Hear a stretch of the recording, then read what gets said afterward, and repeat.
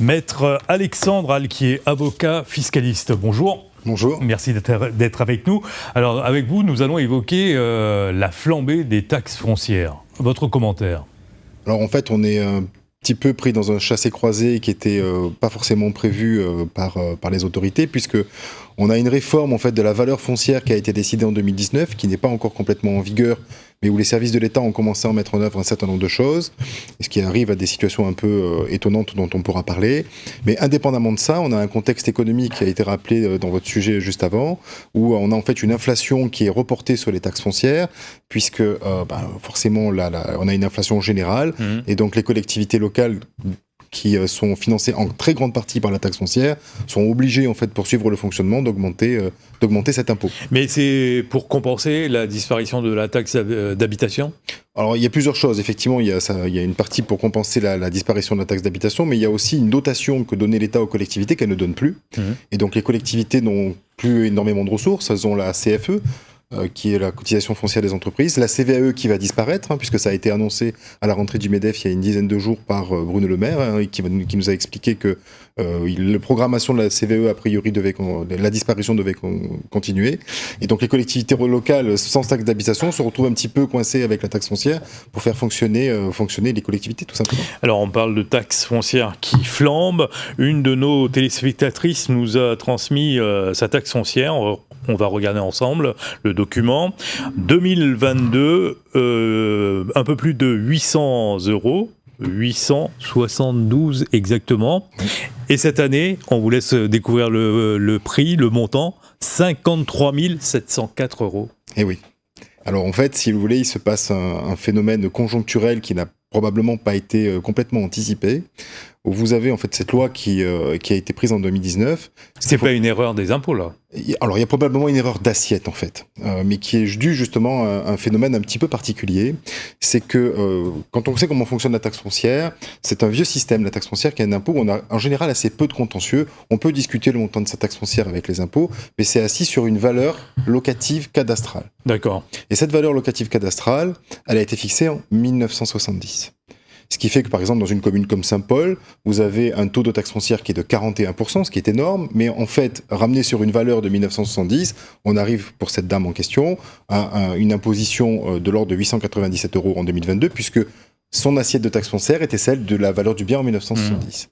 Sauf qu'avec cette loi de 2019, vous avez reçu, certains contribuables ont reçu de la part des services fonciers, des impôts, des documents. Notamment, vous avez vu passer cette réforme qui vous oblige maintenant à déclarer les logements que vous occupez ou les logements que vous louez. On vous demande quelle est la valeur locative. Les taxes foncières sont assises sur la valeur locative.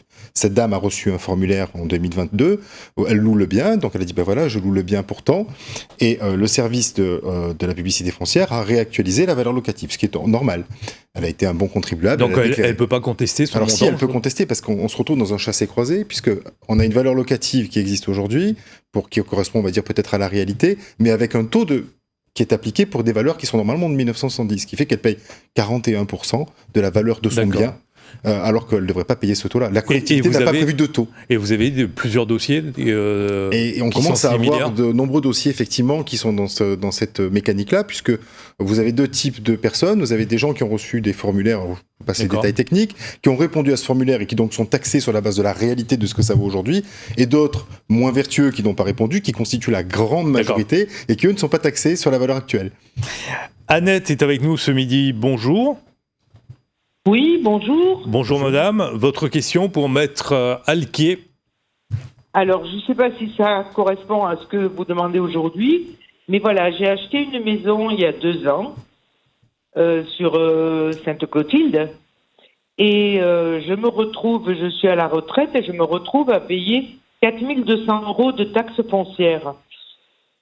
Cette maison était quand je l'ai achetée, elle était louée avec un locataire et le propriétaire. Et il se trouve que j'habite cette maison toute seule avec mon fils. Alors je voudrais savoir si c'est normal que je continue à payer autant d'impôts fonciers et 1 000 euros de poubelle dans ce cas-là, puisque c'est calculé sur le prorata de l'impôt foncier. Alors 4 000 euros cette année, l'année dernière vous avez payé combien ? Ben, l'année dernière, j'avais pas payé puisque je viens d'acheter il y a 2 ans et donc j'avais pas payé d'impôt foncier jusqu'à présent. Alors en fait, la question que pose Pascal Soupronier est la bonne question, parce que en réalité c'est l'évolution qu'il faut regarder. Si votre taxe foncière a augmenté plus ou moins de 10%, elle a suivi le cours de l'inflation, puisqu'au niveau national, on est à 7% d'augmentation de taxe foncière en moyenne.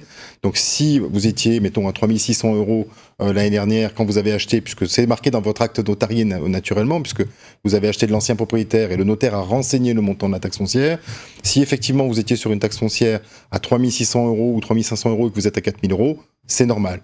Maintenant, si vous étiez à une taxe foncière de 500 € et qu'elle est maintenant à 4 000 €, plus de 10% d'augmentation, il faut se poser la question de savoir est-ce qu'il n'y a pas un problème sur mon assiette. Probablement pas sur le taux, mais sur l'assiette.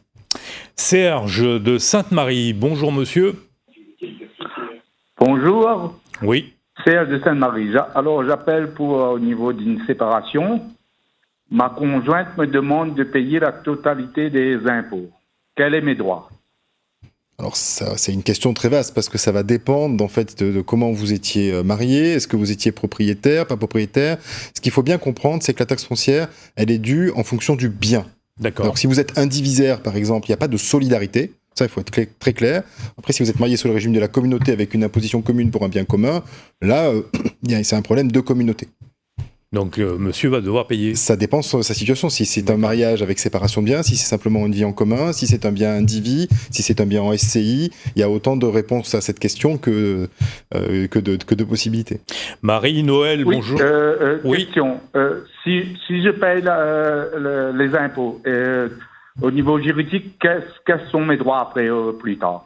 Alors, votre démarche est la bonne parce que de toute façon, ce qu'il faut surtout pas faire et que malheureusement on voit souvent, c'est que les gens disent puisque c'est comme ça, je ne paie pas. Et là après, il y a des pénalités, ça augmente très vite. Les services des impôts sont très bien organisés et donc ça va augmenter de manière très significative l'addition. Donc payer, j'aurais tendance à dire que c'est la bonne démarche. Ensuite, faire valoir vos droits si vous avez des droits, effectivement vis-à-vis de votre ex-compagne, ça peut être un sujet, oui. Donc voilà, il faut payer et après contester si vous le souhaitez, si vous estimez être victime d'une injustice. Marie-Noël, bonne journée à vous Serge. Marie-Noël, bonjour madame. Oui, bonjour vous deux. Oui, moi, ma question c'est, je suis propriétaire d'une maison, d'un terrain donc. Il y a 2 ans, j'ai entamé ma donation, 3 enfants.